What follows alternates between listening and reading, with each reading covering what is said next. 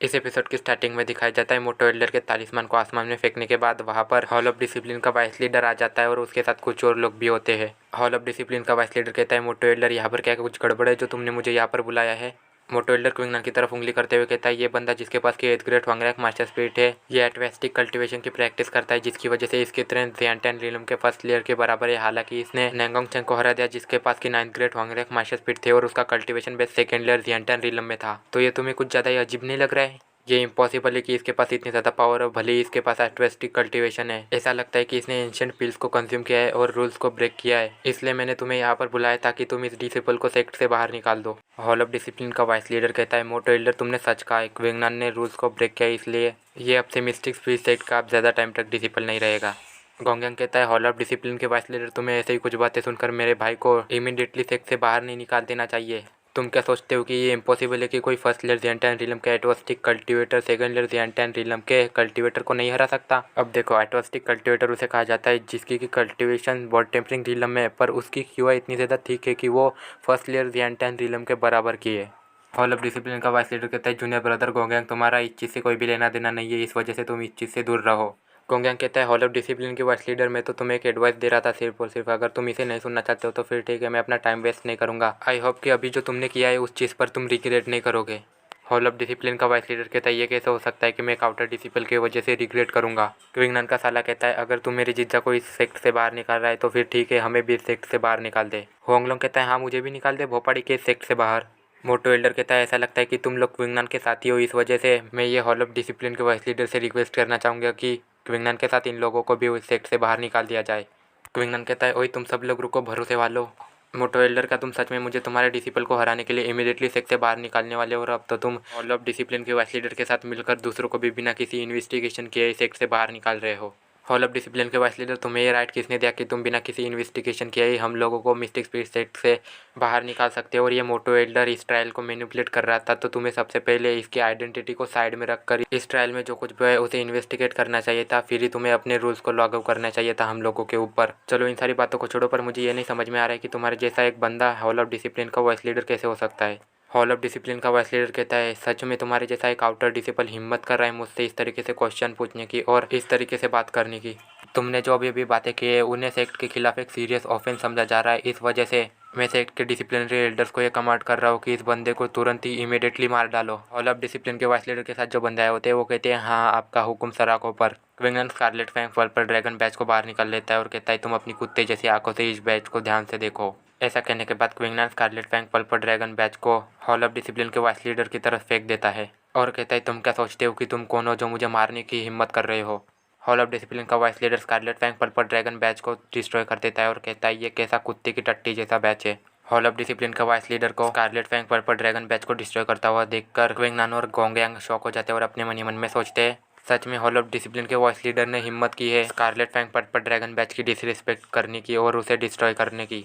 Hall of discipline का vice leader कहता है, डिसिप्लिनरी एल्डर्स, इस बंदे ने मेरे ऊपर अटैक करने की हिम्मत की, इस चीज़ को कर इसने डेफिनेटली रूल्स को तोड़ा है, इस वजह से इसके ऊपर जाओ और अटैक करो। मोटो एल्डर अपने मन ही मन में सोचता है, क्विंगनान ने काफ़ी ज़्यादा इंप्रेसिव है कि तुमने नैंगोंग चेंग को इंग्रेडिएंट्स और पिल को आइडेंटिफाई करने वाले राउंड में और बैटल में हरा दिया और इस ट्रायल में फर्स्ट रैंक को हासिल किया, पर फिर भी तुमने ऐसा कुछ करके भी कुछ भी नहीं उखाड़ा, क्योंकि अभी भी तुम्हारे लाइफ और डेथ में कंट्रोल कर सकता हूँ। गोंगयांग कहता है, तुम सब लोग अपनी मौत को दावत दे रहे हो। ऐसा कहने के बाद क्विंगनान की तरफ जो एल्डर्स अटैक करने के लिए आगे बढ़ रहे होते हैं उनकी तरफ अटैक कर देता है और उन्हें रोक देता है।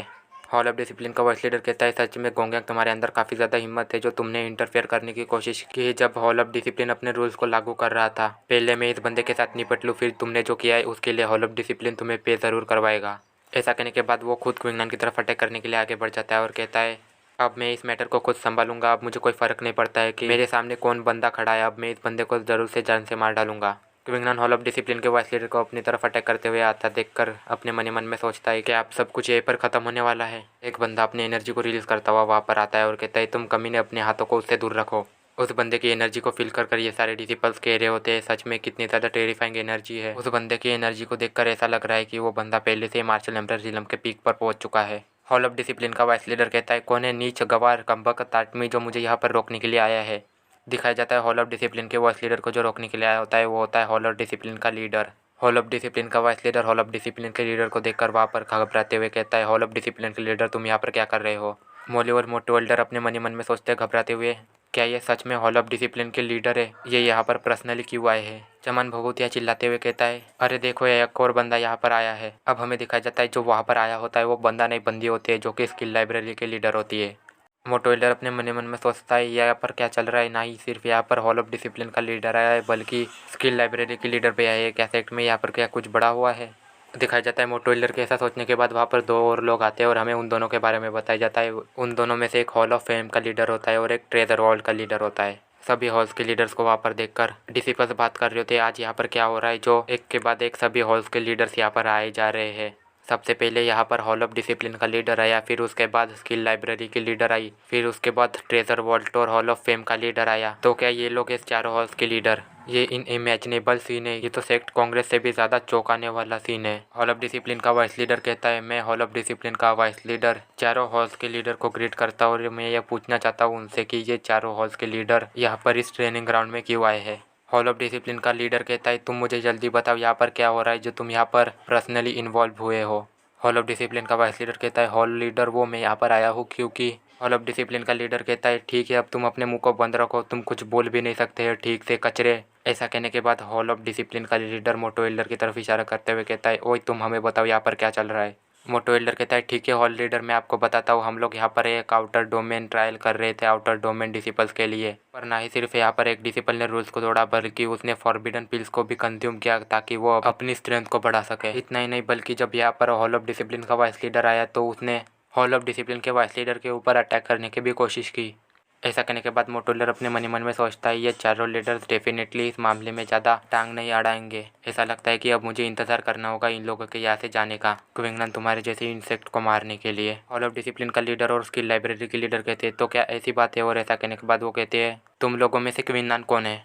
इस बात को सुनकर मोटू एल्डर और मौली की बुरी तरीके से फट जाती है और वो दोनों अपने मन ही मन में सोचते हैं, तो ये चारों लीडर्स यहाँ पर पर्सनली क्विंगलन को देखने के लिए आए हैं।